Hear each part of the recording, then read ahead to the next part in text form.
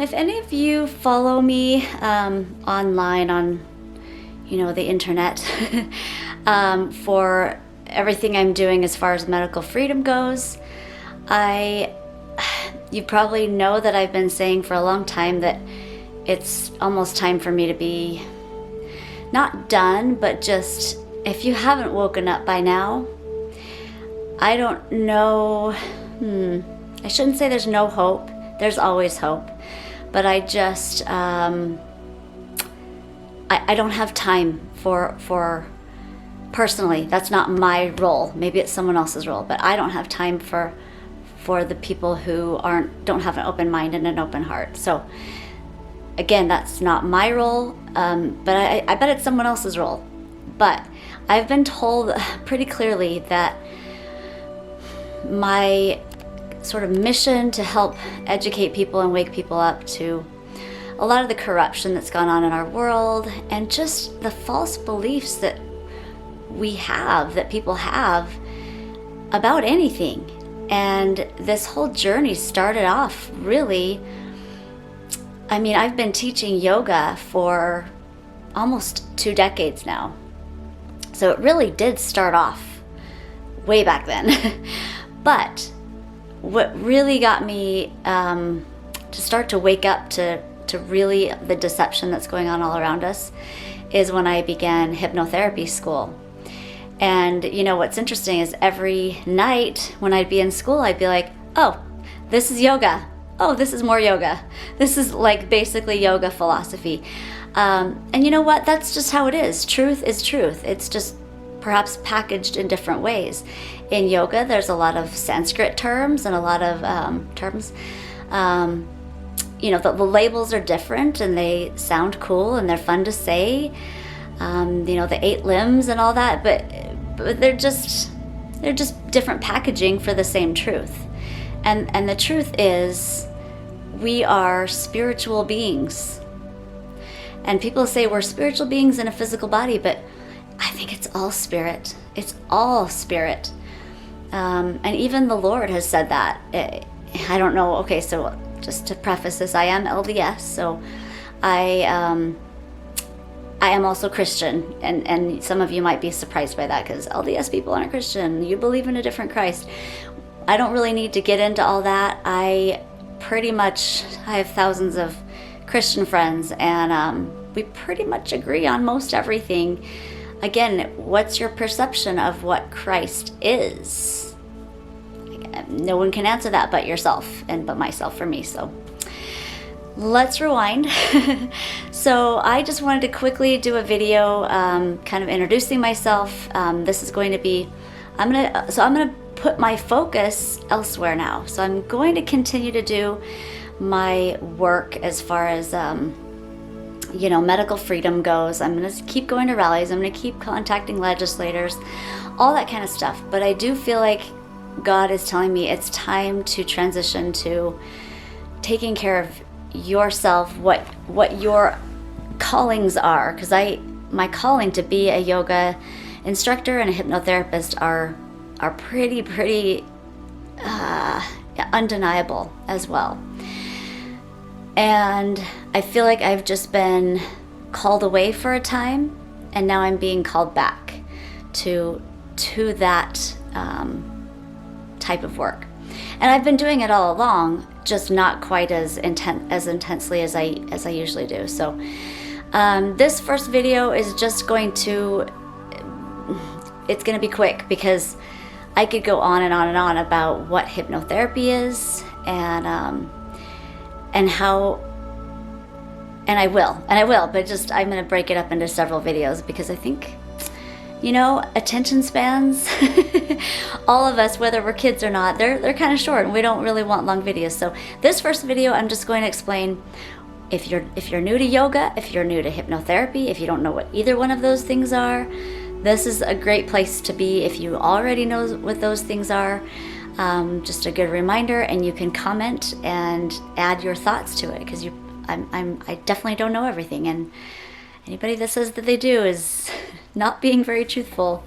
They're either in their illusion that they know everything, and they really do believe it, or they know that they don't know everything and they're lying. So that's what I've been woken up to since starting hypnotherapy school in 2017. It was like September, August 2017. So since starting that school, I've been really woken up to, wow, why do I believe that? What do I believe? I should question that. It was a slow process. I was still like, it took me a good long time to like start waking up to things. And I didn't start the vaccine research until, it was probably about the same time actually. It was just a few months after I started hypnotherapy school. Anyhow, and by the way, it was just because my daughter had to write a paper for her high school class. That was it. She had to write it on a controversial topic, and I joined a Facebook group called the Vaccine Re-Education Discussion Group, and I thought, oh, that seems like a good place. People are going to share information there, and every once in a while I'd just come across something on my wall from that group and go, what? That can't be true. And I'd look into it further, maybe a month or two later. It wasn't an immediate thing, and I'd be like, whoa, that thing I saw a couple months ago that I thought was crazy, these people are psychopaths, was true. Anyway, so it started waking me up, like all these things that I've believed my whole entire life. I'm finding out, I'm doing my own research now, and I'm sourcing everything out. I'm getting my information from multiple places, and I'm finding that what I believed to be true just wasn't. It just wasn't. And it's been a shocking thing for me, and I think a lot of people. Okay, the camera died. So what I was saying is, it was a shocking thing for me to kind of have my whole world be shaken up like that. And I think that's why this movement, this awakening, is so hard for a lot of people. For a lot of people, it's happening right now, and it's quick, because our world really is changing a lot right now. And it literally shakes your very belief system. And when you've been taught your whole life that you are your thoughts, and you identify with your thoughts as if they are you, that's very, very hard. That's literally a threat to your very existence when you find that your belief system is crumbling. So I can see why it's so hard for so many people, because I've been able to do this awakening for 3+ years now, and it's been a slow thing, but it's still been hard. It's still been really hard, and I literally have been questioning everything. Yes, everything. A lot of people ask me, but what about, yep, that too, everything. And there's a lot of things that I still haven't come to a conclusion on, to be honest. Nor should any of us be coming to conclusions on anything until we've done either our own research or we've prayed about it. Or here's the thing, the humans that pass around information as if it's true, like about polio, oh my gosh, or about tuna fish being the same thing as injecting mercury. Like, please don't pass around information unless you've done your own research and thoroughly vetted it. Because and if you're just getting it from a trusted source, that's not the same thing. That's not doing the research for yourself. Anyhow, I'm getting off topic. So this page is going to be an educational page and an action page. So it's going to be involved with spirituality, with mental health, with physical health, with exercise, with yoga, with meditation, with contacting your legislators and being politically involved. I mean, these are all the things that I feel, for me anyways, is a requirement to have integrity as a human being on the planet. So everyone's got their own take. Everyone has their own callings. Everyone has what they're passionate about. So that will be what this page is about. Now, coming back to yoga, hypnotherapy, same thing. So I've created a style of class that I've actually tagged it. I don't know if I can trademark it because I've seen it in other places, but it's called Hypno Yoga. And it's essentially the way I've been teaching yoga forever. And it's essentially being very focused on your thoughts and what you're doing as far as your mind goes while you're doing yoga. But here's the thing, that's already what yoga is. So it is a marketing thing to make it, also just to give you the idea that is what you're supposed to be doing yoga. That is yoga. And I actually taught my kids this morning a lesson on yoga. We did yoga, and I'm surprised. I mean, I've done yoga with them here and there as they've been growing up, but I shouldn't say I'm surprised, but a lot of people don't understand that you don't necessarily have to be doing yoga. Yoga, the asanas, the movement is just a small part of it. You don't have to necessarily do asanas to make it yoga, because it's all about your mind. So yoga, hypnotherapy. The word yoga, let me go back to the word yoga. It means to yoke, right? It means to connect, to unite, union. And it's union, it's connecting, yes, with your deeper self, but your deeper self is the spirit you, is the God part of you, the divine, heavenly part of you.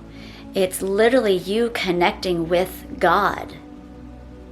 And that's what yoga is. That's what hypnotherapy is too. It's you connecting with your deeper self, with your subconscious, ultimately with God, and allowing that spiritual aspect of you, of yourself, and of God himself to give you the answers you're seeking and heal your mind and your body. And one thing that I thought of is to yoke. That word yoke is, I believe it's that wooden, I don't know what to call it, thing, contraption that they put on the oxen or whatever to connect them so that they're stronger together. So another thing that's interesting about that is not only is it combining them, but it's allowing whoever's yoking them to have control. And it's not necessarily like I'm going to take your control away from you, but it's just to guide you. So I kind of think of that as God just helping us, because he knows, only God knows what's best for us. And that's why prayer is so important. I mean, you can say, well, you would know yourself by deeply figuring and thinking things out. But my argument to that is you doing that is connecting with God. You are. And so we could go on and on all day about that, but however you want to look at it, when you meditate, when you pray, when you really get deep into something, that is your connecting, and that is how you find answers and figure out what's best for you. So finally, I just wanted to and control. Yoga, hypnotherapy, just hypnosis, meditation, these things require control. They require focus. It's not necessarily easy, but it is. It's really easy at the same time. I think the hardest part is just remembering. But it's so simple, you guys. It's just thinking about nothing, or thinking about your breath, even just thinking about your thoughts, and you realizing that you are not those thoughts. You are not those thoughts. You are a deeper spiritual being. And the thoughts that you have, you can choose. You can choose every single time. Choice agency is everything. That's why what I'm doing as an activist is exactly what I do as a hypnotherapist. It's exactly what I do in yoga. It all comes down to choice. Every thought you have, you can choose to accept or reject it. Period. Every thought you have. You are not a victim. I am not a victim. Now, I argue for victims. I'm a champion for victims all day long.